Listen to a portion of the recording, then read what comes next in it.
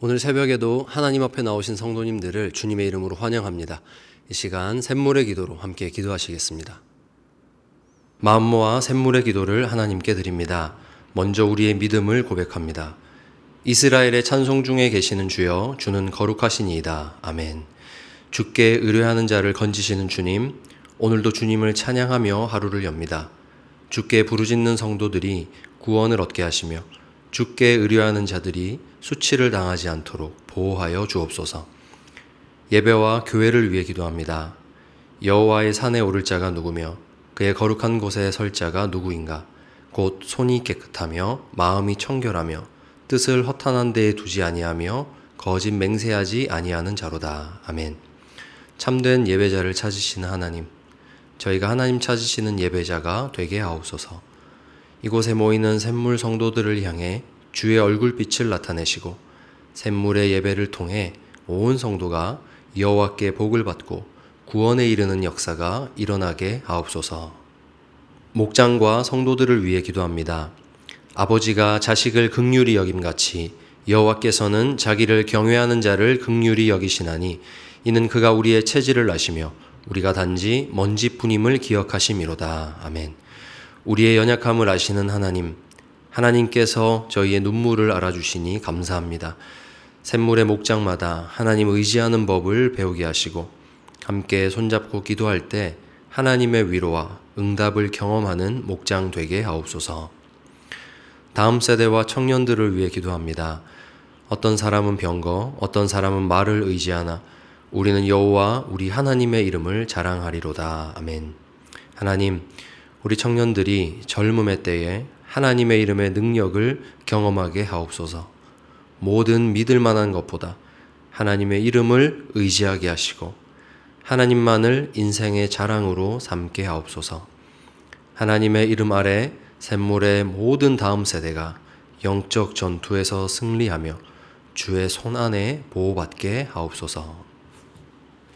나라와 선교를 위해 기도합니다.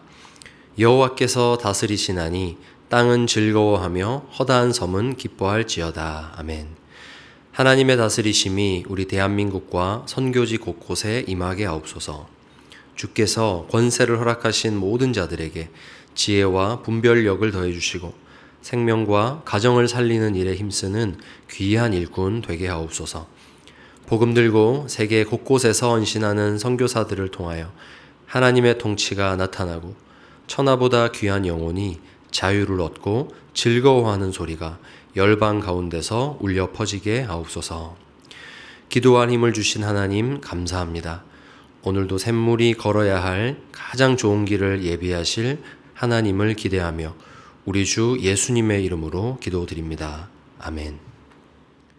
함께 보실 하나님 말씀은 고린도후서 5장 11절에서 6장 2절까지 말씀입니다. 우리는 주의 두려우심을 알므로 사람들을 권면하거니와 우리가 하나님 앞에 알리어졌으니 또 너희의 양심에도 알리어지기를 바라노라. 우리가 다시 너희에게 자천하는 것이 아니요 오직 우리로 말미암아 자랑할 기회를 너희에게 주어 마음으로 하지 않고 외모로 자랑하는 자들에게 대답하게 하려 하는 것이라. 우리가 만일 미쳤어도 하나님을 위한 것이요 정신이 온전하여도 너희를 위한 것이니 그리스도의 사랑이 우리를 강권하시는도다. 우리가 생각하건대 한 사람이 모든 사람을 대신하여 죽었은즉 모든 사람이 죽은 것이라. 그가 모든 사람을 대신하여 죽으심은 살아있는 자들로 하여금 다시는 그들 자신을 위하여 살지 않고 오직 그들을 대신하여 죽었다가 다시 살아나신 이를 위하여 살게 하려 함이라. 그러므로 우리가 이제부터는 어떤 사람도 육신을 따라 알지 아니하노라. 비록 우리가 그리스도도 육신을 따라 알았으나 이제부터는 그같이 알지 아니하노라. 그런즉 누구든지 그리스도 안에 있으면 새로운 피조물이라. 이전 것은 지나갔으니 보라 새 것이 되었도다.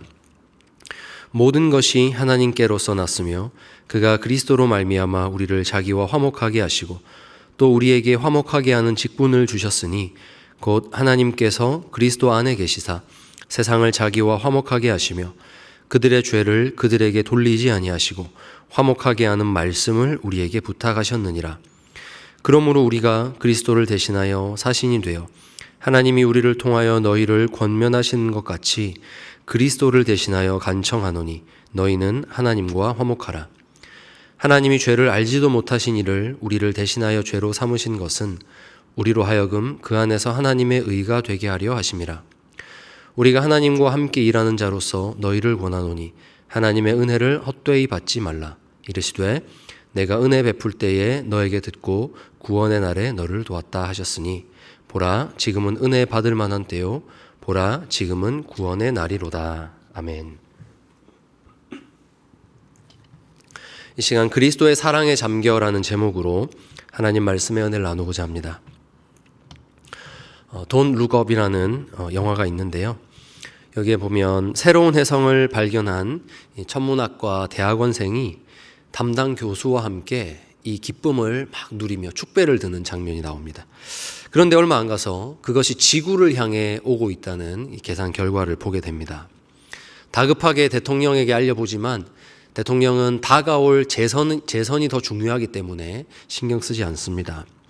토크쇼에 나가서 경고해 보지만 그 앞 코너에 나왔던 그 아이돌 가수의 연애사 때문에 거기 묻혀서 전혀 이슈가 되지 못합니다.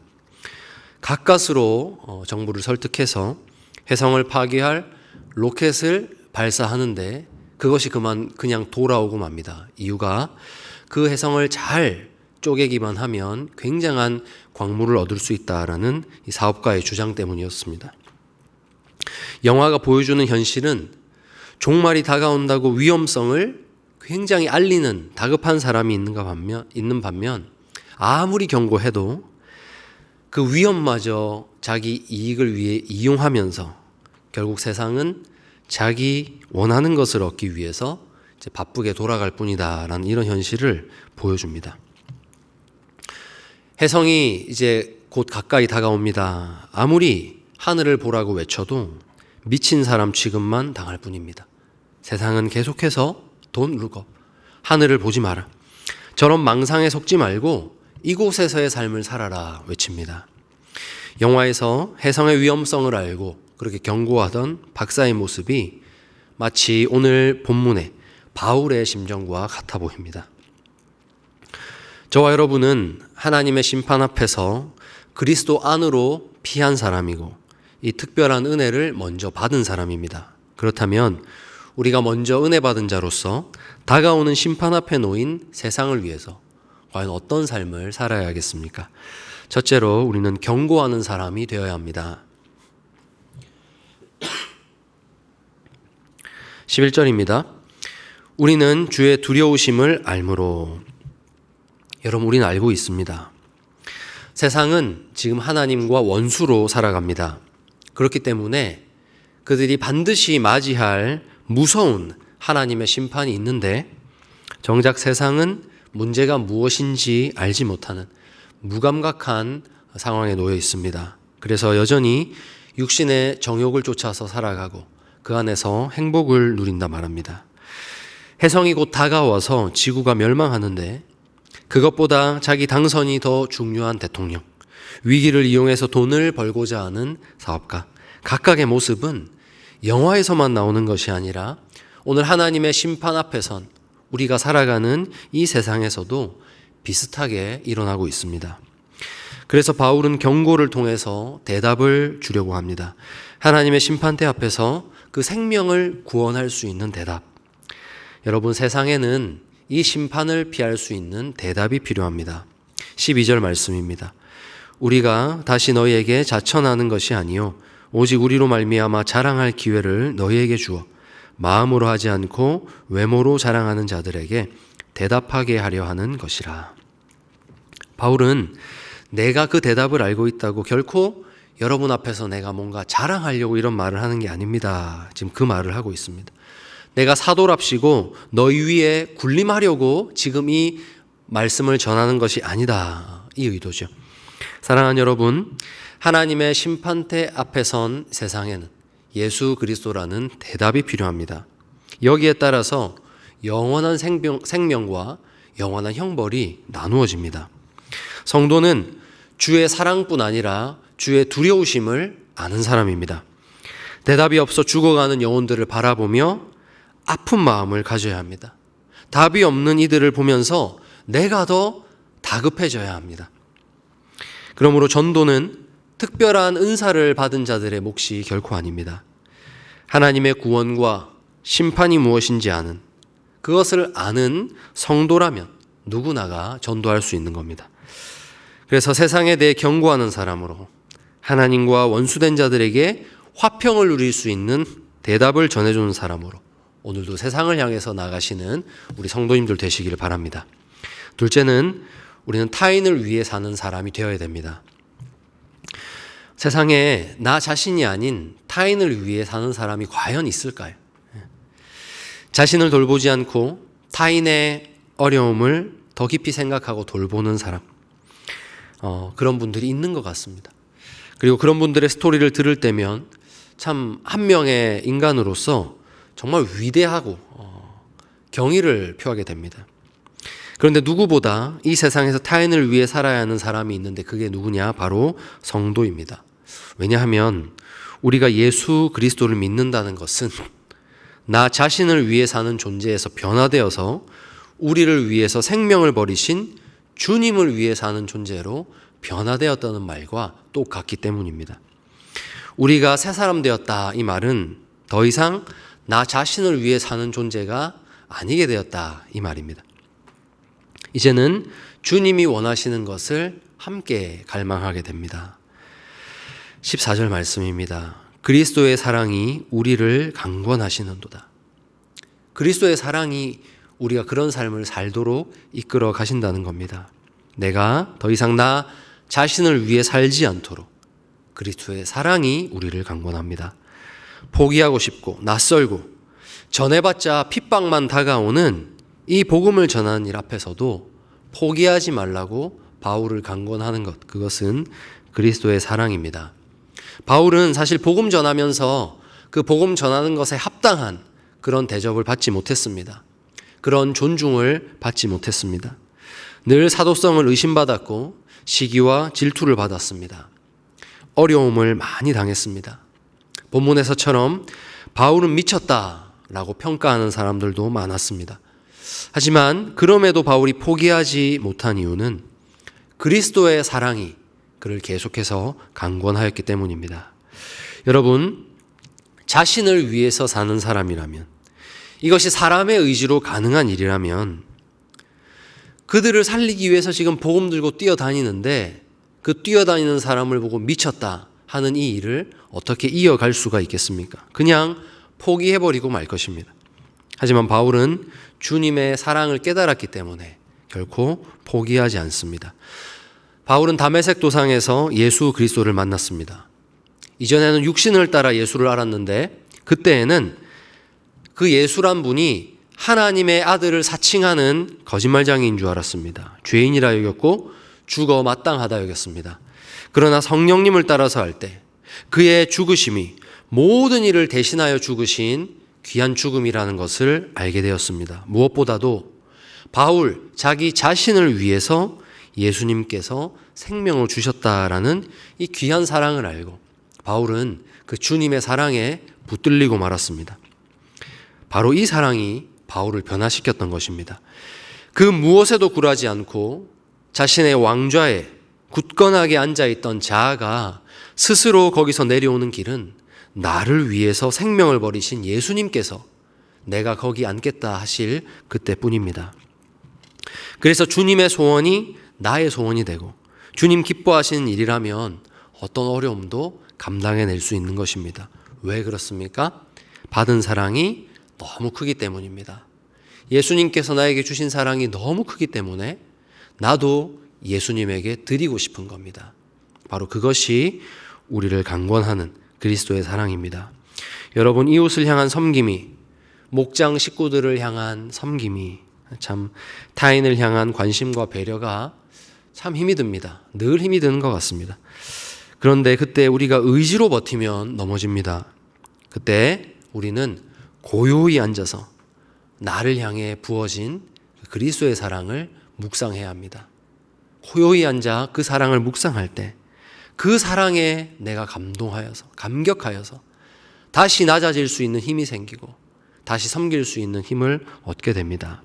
오늘도 우리 성도님들의 섬김이, 이 세상을 향한 우리 그리스도인의 섬김이 오직 우리를 구원하신 그리스도의 그 큰 사랑에 힘입어서 감격하여서 섬기는 그런 섬김이 되기를 축복합니다.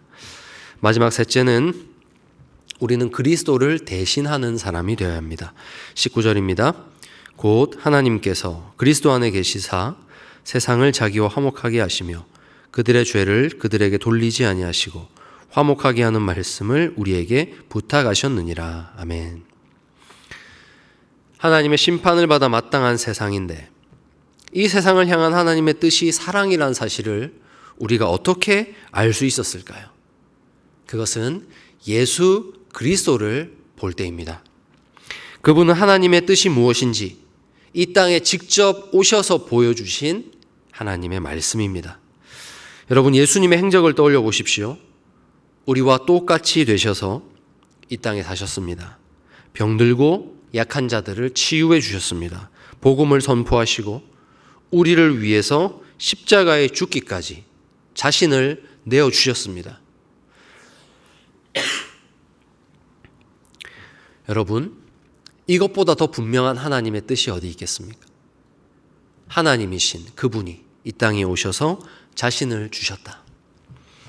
세상을 향한 하나님의 사랑이 없다면 왜 하나님의 아들 예수님이 십자가에 달린단 말입니까? 그러므로 십자가는 아담의 자손인 우리와 화목하기를 원하시는 하나님의 가장 간절하고도 깊은 화해의 메시지입니다. 하나님은 오늘도 아담으로 말미암아 저주 아래에 빠진 자들을 용서하시고 담을 허물고 화목하기를 원하십니다. 그래서 이 화목하게 하는 말씀인 예수 그리스도를 사람들이 육신을 따라서만 알기 때문에 저와 여러분을 불러서 부탁을 하시는 겁니다. 그리스도께서 하셨듯이 너희도 하나님의 뜻이 무엇인지 세상에 보여주는 삶을 살라고 하나님 저와 여러분을 부르셔서 부탁하고 계십니다.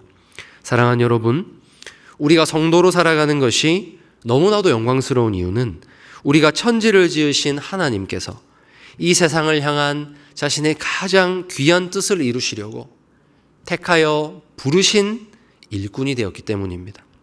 사랑하는 여러분, 하나님이 여러분에게 부탁하십니다. 저는 우리 담임 목사님 지시만 받아도 중요한 일을 맡기시는구나 더 정신을 차리게 되고 최선을 다하게 됩니다. 여러분도 만약 직장에서 어떤 특별팀이 꾸려지고 거기서 회사의 미래를 걸고 프로젝트를 추진한다고 하면 그 팀에 부름받은 것만으로도 굉장히 영광스러워하고 자신의 모든 것을 다 던져서 그 일을 해내지 않으시겠습니까? 우리는 하나님의 부탁을 받았습니다. 세상의 그 어떤 영광스러운 자리와도 비교할 수 없는 하나님의 부탁입니다.